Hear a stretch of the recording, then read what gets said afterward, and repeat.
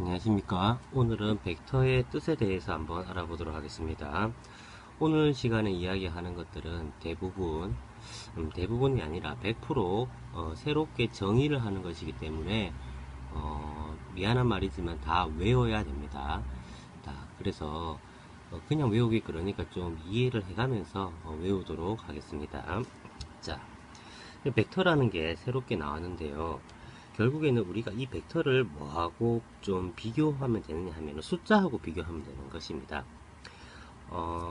숫자라고 비교할까요? 뭘로 비교할까요? 우리가 연산할 수 있는 게 뭐 다항식. 우리가 다항식도 뭔지 배우고 난 다음에 이 다항식의 덧셈, 뺄셈, 곱셈, 나눗셈이라는 연산을 배웠죠. 다음에 수도 그렇죠. 수도 배우고 난 다음 이 수가 뭔지 우리가 초등학교 때 배웠지만은 이 수가 뭔지 배우고 난 다음에 이 수에 대한 덧셈, 뺄셈, 곱셈, 나눗셈에 대한 연산을 배웠다고.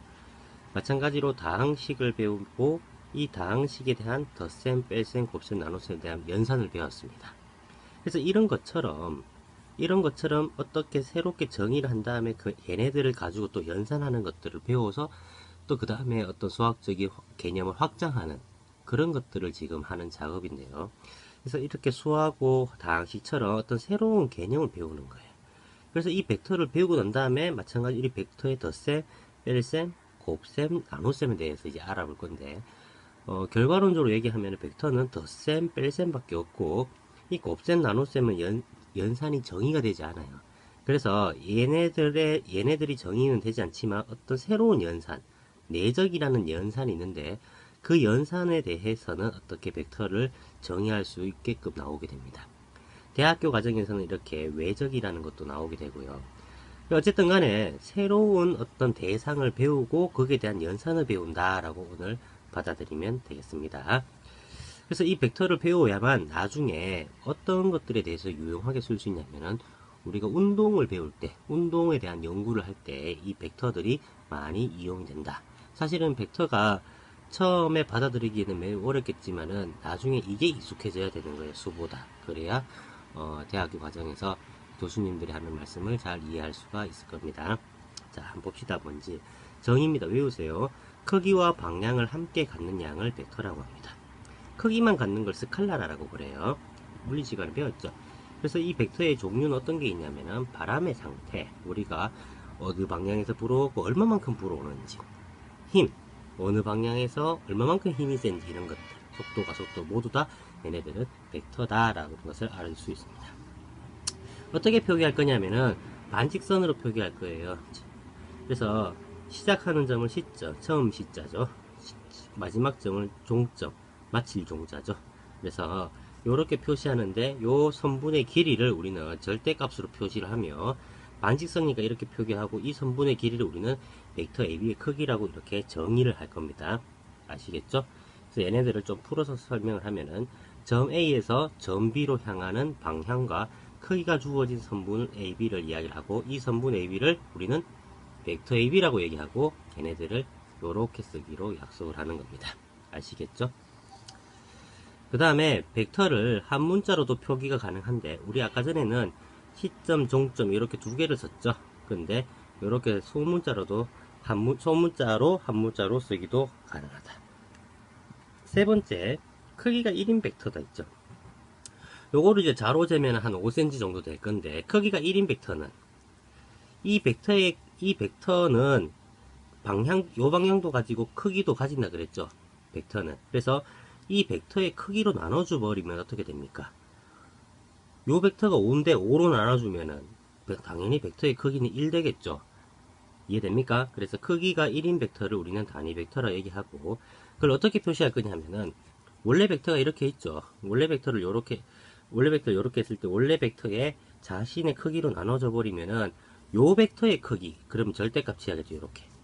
그럼 요 벡터의 크기는 좌변 우변에 각각 절대값을 취하고 좌변 우변이다. 분자 분모에 여기는 절대값이니까 그대로 한 번 더 쓰고 한 번만 쓰면 되고 그럼 약분해버리면 1이 되잖아요. 맞나요? 그래서 크기가 1인 벡터는 자신의 크기로 나눠져 버리는 벡터가 바로 크기가 1인 벡터고 우리는 얘를 어떻게 표기할 거냐면은 요렇게 표기할 겁니다. 엘레멘트란 뜻입니다. 이가 그래서 단위 벡터이다. 이런 식으로 이야기를 합니다. 그 다음에 시점과 종점이 일치하는 벡터가 있겠죠. 즉 여기서 B가 A가 되는 거예요. 그러면 크기가 있을까요? 없을까요? 없겠죠. 그래서 크기가 없고 방향은 어느 방향인지 모르죠. 그래서 방향은 생각 안 합니다. 그래서 그런 벡터를 0벡터라고 얘기하고 표기는 요렇게 0 쓰고 화살표 씁니다. 0벡터라 해가지고 이렇게 0 적으면 안 돼요. 이 0은 숫자 0입니다. 알겠죠? 우리가 아까 전에 수하고 벡터하고 방식은 서로 다른 영역이에요. 그 다음에 두 벡터의 크기와 방향이 만약에 각각 같다면, 즉 스몰 a 벡터, 스몰 b 벡터의 크기와 방향이 같으면 우리는 뭐라고 이야기를 할 거냐면은 벡터가 서로 같다라고 이야기를 하고, 기하학적으로는 평행 이동하여 겹칠 수만 있으면 우리는 서로 같은 벡터다. 겹친다는 뜻은 길이도 딱 맞아 떨어져야 된다는 뜻입니다. 요렇게 돼버리면은 평행 이동해서 요렇게 겹칠 수 있는데 얘는 크기는 다르죠. 그래서 얘는 같은 벡터가 아니다라고 하고, 서로 같다라고 하면 이런 등호를 쓰기로 약속을 하는 겁니다. 수에서하고 약간 유사하게 쓰는 거죠. 그 다음에 두 벡터 AB의 크기는 같지만 길이는 같다는 뜻입니다. 크기는 같지만 방향이 반대인 벡터는 이렇게 마이너스로 써준다. 우리가 수에서 약속했는 것과 비슷하게 좀 써버리면 좀 유리하니까 이런 식으로 새로운 영역에 대해서도 좀 비슷한 표기는 좀 따라하는 경향이 있습니다. 두 번째, 이제 연산을 배울 건데요. 주제는 이제 벡터의 덧셈과 뺄셈입니다. 벡터는 어떻게 덧셈할 거고 벡터는 어떻게 뺄셈할 건지 배울 건데요. 기하학적으로 이해를 하고 난 다음에 우리는 수치적으로 외워두도록 합시다. 벡터를 덧셈하는 방법은 삼각형을 이용하는 방법이 있고, 이렇게 평행 사변형을 이용하는 방법이 있습니다. 그림으로 알아두면 됩니다. 벡터 A하고 벡터 B가 있어요. 예를 들어서 벡터 A가 이렇게 있고 벡터 B가 이렇게 있다 칩시다. 이거 두 개를 더하라고 했어요. 그럼 어떻게 할 거냐면은 요 종점하고 요 시점을 일치시킨다. 종점과 시점을 일치시켜버리면 평행이동할 수 있죠, 얘를. 그럼 평행이동하면 요렇게 평행이동 한단 말이야. 그러면 요 그림이 나오겠죠. 그러면은 AB 벡터와 BC 벡터를 이렇게 더해버리면은 우리는 삼각형법에 의해서 힘은 요 방향으로 작용을 한다라는 것을 알 수가 있습니다. 그래서 요런 식으로 더하기로 정의를 합니다. 알겠죠? 이 더하기는 요렇게 정의를 한다고. 알겠죠? 그래서 외우는 방법은 그림으로서 종점과 시점을, 요 놈의 종점과 요 벡터의 시점을 일치시킨 다음에 요 시점과 요 종점을 이렇게 쓰면 된다. 맞나요? 다시 요 벡터의 종점과 요 벡터의 시점을 같게 한 다음에 이 벡터의 시점과 이 벡터의 종점을 쓰면 바로 벡터 덧셈이 된다라는 겁니다. 다음, 평행 사변형법. 아까 전에 요렇게 됐는 거를 얘를 요렇게 평행이동하는 게 아니라 얘를 요렇게 평행이동해보자. 그러면은 요런 벡터가 나오죠. 그러면 이 평행 사변형을 딱 꺼버리면 똑같이 요게 나오겠죠. 그래서 요 벡터를 더하면 이 벡터가 된다. 맞자요? 아까 전에 요 벡터가 평행이동 됐다 하면 요렇게 되는 거잖아요. 그래서 이 벡터 덧셈은 이렇게 하는 걸로 알고, 우리가 연산을 정의하면 그 연산에 따르는 수반하는 법칙이 있어요. 그래서 덧셈에 대한 교환법칙, 덧셈에 대한 결합법칙은 우리가 숫자에서 생각하는 거하고 동일해요. 그런데 우리가 기하학적으로 좀 이해를 하게 되면 이런 거죠. 벡터 A하고 벡터 B를 더하는 거랑 이거랑 이거를 더하는 거는 결국에 결과는 같겠죠. 맞죠? 여기서 한번 봅시다. 요 벡터를 더해가 빨간색 나오지만 요 벡터 더한다고 빨간색이 안 나오는 건 아니잖아요. 그죠? 그 다음 그래서 교환법칙은 쉽게 이해가 될 거고, 결합법칙 한번 봅시다. 이 벡터 더하고 이 벡터 더하는 거랑 이 벡터 더하고 이 벡터 더하고 이 벡터 더하는 거랑 차이가 있을까요? 한번 봅시다. 이 벡터 더하면 요 벡터 되죠. 그럼 요 벡터 더하면 빨간색 됩니다. 맞죠? 그 다음 순서를 바꾸어서 이 벡터 더하면 파란색이 됩니다. 그 다음에 이 벡터 더해도 빨간색이 됩니다. 맞죠? 그래서 이 덧셈에 대해서는 교환법칙과 결합법칙이 모두 성립함을 알 수가 있습니다. 두 번째 배워야 될 거는 이제 뺄셈인데요. 뺄셈은 이제 어떻게 정의할 거냐면은 두 벡터 A와 우리가 이거 아까 전에 뭐라 그랬죠? 방향이 반대인 벡터를 마이너스 B 벡터라고 얘기를 하죠. A 벡터와 마이너스 B 벡터의 합을 우리는 A에서 벡터 B를 뺀 차라고 얘기하고, A 벡터 더하기 마이너스 B 벡터를 A 빼기 B 벡터라고 이렇게 이야기를 합니다. A 벡터 빼기 B 벡터. 그럼 얘는 기하학적으로 어떤 방향을 가지게 되는지 한번 봅시다. 얘와 얘를 더하면 이렇게 되지만, 얘와 얘를 뺄 거예요. 뺀다면 반대 방향이잖아. 그럼 얘를 평행이동 시켜요, 이렇게. 일단 빼면 요 방향이 되겠죠. 그럼 이렇게 되는 거잖아. 삼각형법에서 이렇게 된다고. 맞습니까? 그래서 A 벡터와 B 벡터를 뺀다는 뜻은 A 벡터와 마이너스 B 벡터를 더하는 거니까 요 A 벡터를 DC 벡터라 하고 마이너스 B 벡터를 CB 벡터로 한다면 더하기해서 요게 같으면 이렇게 된다라고 이야기했죠. 그래서 우리는 어떤 식으로 외울 수 있냐면은 아까 전에 처음에 AB 벡터와 AD 벡터를 뺀다라고 이야기했잖아요. 그러면 두 개의 시점이 만약에 같으면은 거꾸로 뒤에서 뒤의 종점에서 앞의 종점을 계산해주면 된다라는 거예요. 그래서 한 벡터를 시점이 같은 벡터의 차로 표현할 수 있다는 사실을 알 수가 있습니다. 이 말이 뭡니까? 이 말이 우리가 등호라는 것은 이렇게 가는 거하고 이렇게 가는 거죠. 방금 선생님이 설명한 건 이 방향을 설명했는데 파란색 글씨는 뭐냐면은 이런 한 벡터를 시점이 같은, 이때는 A라는 시점을 갖고 왔죠. 그래서 한 벡터를 시점이 같은 벡터의 차로 표현할 수 있다라는 사실입니다. 정말 중요합니다. 알겠죠? 정말 중요합니다. 가령 예를 들어서 내가 BD 벡터가 있어요. 그러니까 이 그림 보지 말고 그냥 이 BD 벡터를 내가 어떤 벡터의 차로 표현하고 싶단 말이야. 그러니까 시점을 같게 해서 이렇게 시점을 F 같게 해가지고 FD 벡터 빼기 FB 벡터 이런 식으로 내가 마음대로 표현할 수 있다라는 거예요. 그러면 이 시점은 어떻게 이야기하느냐? 문제에서 유리한 방향으로 설정하면 됩니다.